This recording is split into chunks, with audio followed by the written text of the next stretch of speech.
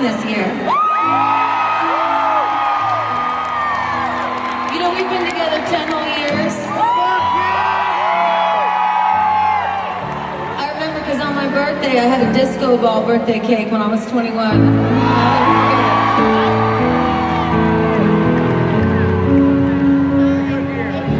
And all these 10 years, I thought that I knew what love was, you know, relationship-wise. Because when it comes to you and me, I know everything about love.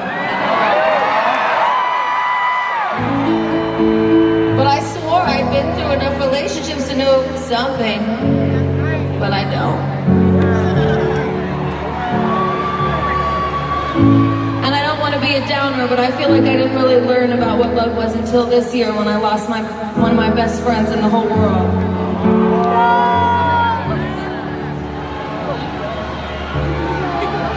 My friend Sonja, she died this year, and I watched her husband marry her 1 month before she died in my backyard with all our dogs.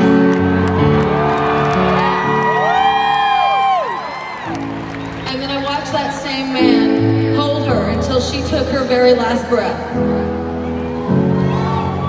And then I'll tell you something. I saw love for the first time.